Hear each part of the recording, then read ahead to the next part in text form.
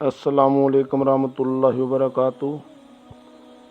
حضرت ابو ہریرہ رضی اللہ تعالیٰ عنہ سے روایت ہے کہ نبی کریم صلی اللہ علیہ وآلہ وسلم نے ارشاد فرمایا، اسلام یہ ہے کہ تم اللہ تعالیٰ کی عبادت کرو اور ان کے ساتھ کسی کو شریک نہ ٹھہراؤ، نماز قائم کرو، زکوٰۃ ادا کرو، رمضان کے روزے رکھو، حج کرو، نیکی کا حکم کرو، برائی سے روکو اور اپنے گھر والوں کو سلام کرو۔